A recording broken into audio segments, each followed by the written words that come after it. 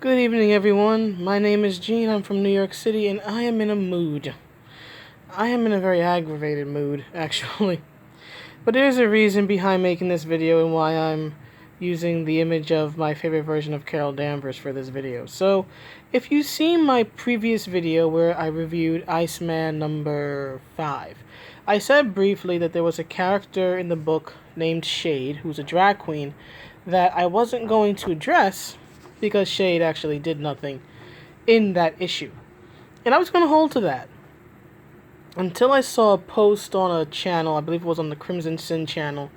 And it's nothing about them. I just happened to see a post on their community feed where it showed a news post from a Christian website about the character of Shade and how Shade is a drag queen and a drag superhero. I has opinions about this and why I have an issue with a drag superhero. Now, before you go running off and calling me names and anti-LGBT and all this other stuff, hear me out. To quote George Michael, listen without prejudice. So, here's what I did. I read the article on the Christian news website, which was actually very neutral, objective. It wasn't anything preachy. It was just saying that there's this new superhero. I would object to calling Shade a superhero. But it just said that there's this new superhero in this new issue of Iceman, which is true. That's a true objective statement. I actually doubled back and read Iceman issue 4, which, like issue 5, is a issue that went nowhere and resolved nothing. But issue 4 is where Shade is first introduced. And counting between issues 4 and 5, Shade is in a total of 5 panels. Not pages. Panels. 2 in issue 4, and then 3 in issue 5. That's it.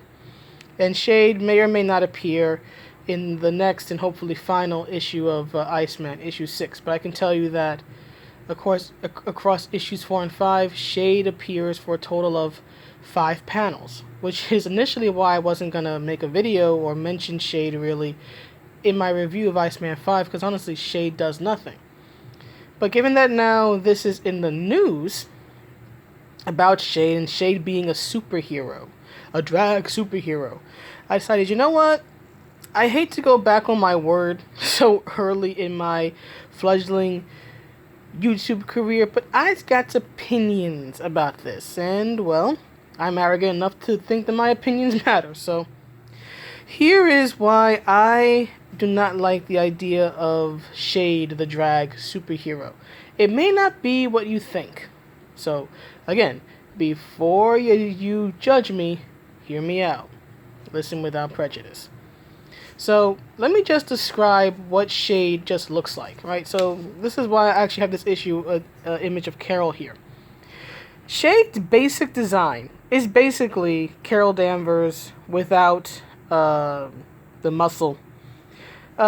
Just darken the skin to about my shade, maybe a shade lighter, right? So darkens Carol's skin to about my hand, maybe a shade lighter than that.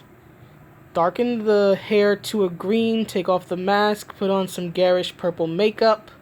Take the sash, turn that into a pouch belt that only Rob Liefeld could love. Put another pouch belt across the shoulders, over here. Circular around the body. Not a bandolier, which would start here and then just go across the chest. No, across the shoulders, here. Right? Turn this glove here into a forearm brace. Just move the glove down to about her forearm. Keep this glove, keep the boots, put some pouch anklets here, put a pouch bracelet there, and you've pretty much got Shade. That's pretty much what Shade looks like. Now, here's my first question, and I'm going to keep asking it every time it comes up.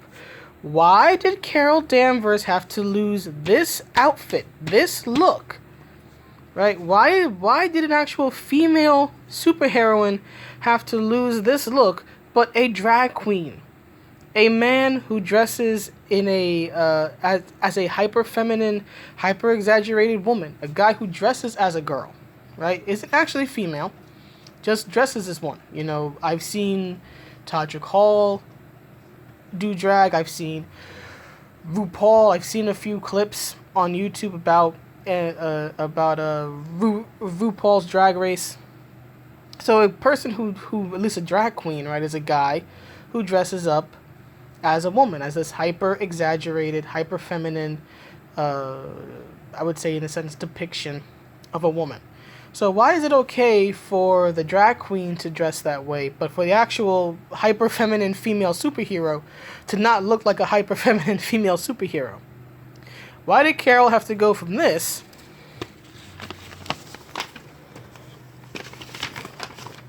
one second, y'all, sorry. Why did Carol have to go from that to this and to that?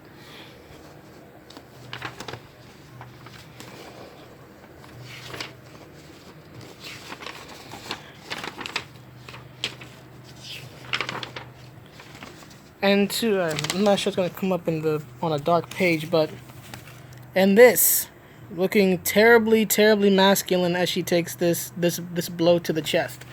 I still want an answer, Marvel. I want an answer as to why Carol lost this look, but it's okay for a drag queen to emulate its most basic elements, mainly the swimsuit, the boots, and the gloves here. Tell me, I want to know. So there's the first thing, which is less a criticism of the character of Shade and more of just a criticism of what I feel to be Marvel's double standards when it comes to more traditionally feminine women and everybody else. So there's that. Now let me actually get to my criticisms of the character of Shade, which first of all I don't consider a character because the character hasn't been fleshed out yet. Outside of being a drag queen, we know nothing about Shade. We don't know Shade's real name. We don't know where Shade comes from, why Shade is a superhero, why Shade does drag. We know nothing about Shade, outside of the fact that she makes lame jokes like, the first panel where she's featured, she says that she's the MC at the Mutant Pride Parade, and that she has no, and that her name is Shade, and that she has no shade to throw at Dazzler, who was performing at the Mutant Pride Parade. And then in issue 5, the 3 panels she appears in, she does nothing. She makes a joke about seeing what hellfire Emma's gonna stir up, because Emma is the White Queen, or now the Black Queen, of the Hellfire Club. And then she makes another joke about throwing shade. The joke is literally her just saying, "I'm throwing shade, Henny." Again, I always thought it was honey or hunty, something to that effect, not Henny. Henny is alcohol. At least where I come from, Henny is alcohol. But anyway, the character of Shade does nothing in this book to be called a superhero. Plenty to be called a drag queen. Looks like a drag queen. Is identified as a drag queen. Does nothing to be identified as a superhero. Doesn't save lives. I mean, there are several panels in issue 5 where you have mutants and regular people running away because there's fighting. There's these literally noob characters who are, attacking people, and you have, if there's anybody who's the hero at the Mutant Pride Parade in Iceman issue 5, it's the Morlocks. It is the Morlocks. They're the ones fighting people. They're the ones trying to get people out of there. And Kitty and Storm, again, you could really use Storm at something like this. Kitty and Storm, who were featured prominently in issue 4, making grandiose speeches about how, there's still more to fight for when it comes to mutant rights. When the mutants get attacked, where do you think the current and former leaders Kitty's currently the leader, Storm's a former leader, of the X-Men are in issue 5. Nowhere, absolutely no flippin' where, Kitty doesn't appear again until after the Mutant Pride Parade ruckus is all over. And Storm never appears again. So thank you, Cena Grace, for featuring 2 female characters, 2 female prominent X-Men who do jack, who literally just talk and then disappear for no reason at all. Thank you. Thank you so much for, representing us girls, us women in power, us POCs. Now, back to my criticism of Shade. Shade does nothing. Shade doesn't save anybody. Shade doesn't take the blow for anyone. Shade does nothing to stop a bad guy, to protect anybody. The closest thing that Shade does to any sort of heroism is that there's some noob who's about to jump Emma's brother Christian, while he's using his mutant powers to literally just have a deadly psychic temper tantrum. He's beating up the noob attackers who are, attacking the Morlocks and just attacking everybody at the parade because of course they are, right? What else? What else are they there for, but to start trouble at the mutant Pride Parade? So he's using his abilities, and keep in mind, Christian Frost, Emma's brother, in I think it was issue 2 or issue 3 storyline of this version of Iceman, murdered his own father in a rage using his mind powers.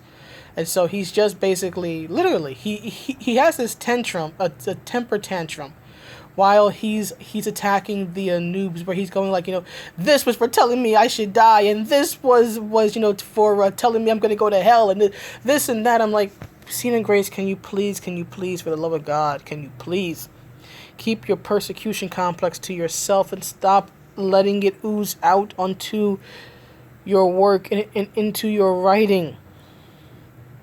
You have this you have this emotionally disturbed, mentally disturbed, but also mentally powerful psychic, and his sister, sister of the year, is letting him harm and potentially kill other people who are no match for him. And look, I'm not trying to say that the noobs are the good guys. They're not. But it used to be established in the X-Men comics that the good mutants are not supposed to abuse their powers. Even on people like sincere anti-mutant haters, that you don't kill them.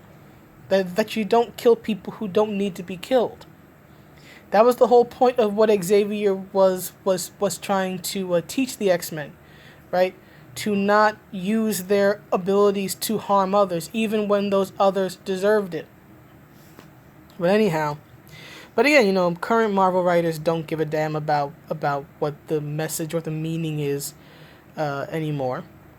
I still care, which is why it frustrates me, but apparently they don't. But again, my point is that Shade does nothing outside of take one of the noobs and put them in this pocket dimension, which I had to read in a freaking news article online, 2 of them, to find out that's what she did. Cause that's how brief her contribution to the story is, and how unclear it is. I had no idea what Shade was or what Shade did. So yeah, thanks a lot. That's a real superhero. Someone who does absolutely nothing. Now, let me get to exactly why I don't like the idea of a drag superhero. The reason I don't like the idea of a drag superhero is the same reason I don't like the idea of a Catholic superhero, a Jewish superhero. As I was saying, the reason I don't like a drag superhero, same way as the reason I don't want to see a Catholic superhero or a Jewish superhero, or a superhero who paints and loves poetry. Because those things are not superpowers. Okay, those aren't superpowers. Drag is not a superpower. A religious faith is not a superpower. Having a love of the arts is not a superpower. Now, I want to be clear. I don't have an issue with a superhero that does drag, or a superhero who is Catholic, or a superhero who loves the arts, or a superhero who is Jewish. I've just described Nightcrawler, who is Catholic, Kitty Pryde, who is Jewish, Colossus, who loves the arts. I have no issue with those things. My issue with, and the reason I led with that, is because when you say a hero is a drag superhero, or is a religious superhero, or anything else, you're leading with the wrong thing. You are putting the emphasis, damn it, you are putting the emphasis on the wrong syllable, as it were.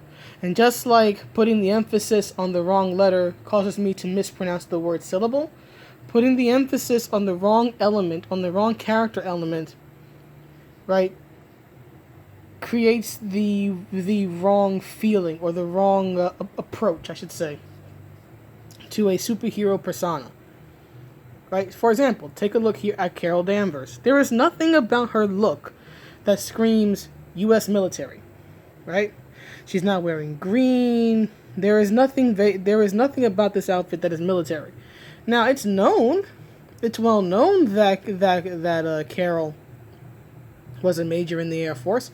I harped on that in my review of Captain Marvel #1, right? But that doesn't factor into her work as a superheroine. It factors into her history. It factors into her personality. It doesn't factor in to her work as a superhero. What this look emphasizes is her incredible physical strength, not her military history. Her strength. Same way when Peter Rasputin becomes Colossus, what is emphasized is not the fact that he's Russian, not the fact that he loves the arts. Those are parts of his personality, and they factor into who he is as a character, but that's not what is emphasized when Peter Rasputin becomes Colossus. What's emphasized is his incredible strength, and the fact that he can turn it into steel, or at least cover his body in in organic steel. Why? Because these are the qualities, these are the abilities that help in being a superhero. Okay? Super strength, super speed, teleportation, telepathy, time distillation, unbreakable bones, claws popping out. Right? Those are superpowers. Being a Catholic, being ex-military, being a drag queen, being Jewish, being a lawyer, or anything else, none of that is a superpower. They are elements that make up characters. For example, She-Hulk, right, is an attorney. Daredevil is an attorney. But none of that factors into their superhero personas. Jen Walters does not use the law when she's doing superhero work as She-Hulk. Matt Murdock does not use the law when he's doing superhero work as Daredevil. They're not standing there, citing, old cases or whatnot to criminals and the superpowered baddies. That's not what gives them their superpowers, their strength, their flexibility, their echolocation. That's what gives them super abilities, and that's what's emphasized in their names and in their superhero looks. So I want to be clear. I have no issue with Shade being a superhero that does drag, because the superhero part comes first. I have an issue with Shade being a drag superhero, because the drag part comes first, and it shouldn't. To use another example, when I was a kid, I think I've mentioned in several of my videos now that I love pro wrestling. When I was a kid, there was this pro wrestler who was called Tatanka, right? And his gimmick, if you're not familiar with pro wrestling, that's basically the character that a pro wrestler plays. His gimmick was that he was Native American, which is true. Chris Chavis, the man who played and still plays Tatanka, is, I believe, of the Lakota tribe, if I remember correctly. So he actually is Native American. And I have no issue with him being a Native American, a wrestler who is Native American. The problem that I had with Tatanka especially as I got older, was that he was a Native American wrestler, meaning that all he was as a wrestling character, as a wrestling personality, was Native American. There was nothing else to the character, to the point that even his nickname, and in pro wrestling, you know, wrestlers always have their, like, performer name, and then there's their nickname. Like, for example, Shawn Michaels is the Heartbreak Kid. Asuka is the Empress of Tomorrow. Triple H is the Cerebral Assassin. You have the model, Vic Martel, the $1 Million Man, Ted DiBiase. You have the King of Strong Style, Shinsuke Nakamura. And my personal favorite female wrestler of all time, Bull Nakano, aka Boss of the World, right? They, as a pro wrestler becomes more popular and gets over with the fans, they eventually get a nickname. The Rock is the People's Champion, right? All these nicknames. Guess what Tatanka's nickname was? I will give you 3 guesses in 5 seconds. 5, 4, 3, 2, 1. The Native American.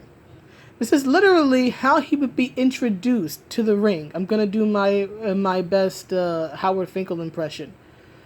The Native American Tatanka, and then his theme would start. Though to be fair, Tatanka had a nice intro theme, but that was it.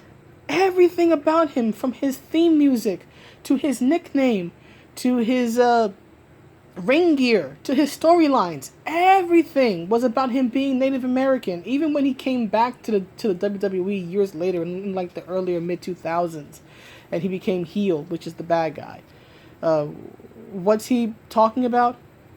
The Trail of Tears. Look, I'm half Cherokee, and even I don't focus on the Trail of Tears all that much. It's over. It's this type of thing that I cannot stand. When there is an overemphasis on something like, you know, your racial identity, or for the case of Native Americans, your tribal identity, or in the case of Shade, the fact that Shade is a drag queen. Drag is not a superpower. Drag is not something that is going to help in saving lives and doing crowd control and things of that nature. Now again, I'm going to be clear. I have no issue with drag queens. I have no issue with someone doing drag. You do you. I don't like the idea of, for a superhero comic, a hero leading with drag. Same way I don't like the idea of a hero leading with their religious faith. I'm a somewhat religious person, and I don't want to read about a Christian superhero. I have no issue reading about a superhero who happens to be a Christian. That's what I like about Nightcrawler. But I don't want to read about a Christian superhero. I'm just being honest. I'm not going to read a book about a character who is overtly Christian to the point where you know, he's basically Bible man. You are not going to stop crime by, you know, citing the Psalms. You may change someone's heart, you may help someone come to Jesus, but you are not going to stop crime. You are not going to stop somebody charging you with a weapon by citing John 3:16. You know how you stop someone charging at you with a weapon? Have skin that can't be penetrated by said weapon. That'll stop them. So I just had to, like, get this off of my chest. But I wish had been done with Shade is that I wish Shade had been actually been given powers related to light and darkness, right? To create literal shade. What I wish is what Hideo Kojima did in Metal Gear Solid 2. There's this villain in Metal Gear Solid 2 named Vamp. And Vamp's whole deal is that he's quite obviously a vampire. He hits every vampire checkmark. Pale skin, long black hair, is of Romanian descent, obsessed with blood. I mean, head to toe, up and down. everything about him screams vampire. Now, there's a point where your player character, Raiden, can talk to Solid Snake, who is a hero in the series, but in this part of the game, he serves as kind of like mission control. And they talk, and Snake tells Raiden that vamp isn't referred to as vamp because of the word vampire. He's referred to as vamp because he's bisexual. And to me, that was such a clever twist. Now, you might be thinking, well, wait a minute, haven't you ranted all this time about how you don't lead with the sexuality or the religion? Yes, and that's why it worked, because it didn't lead with the sexual identity.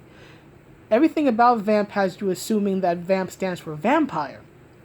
It's only when you talk to Snake that you realize that vamp stands for something else.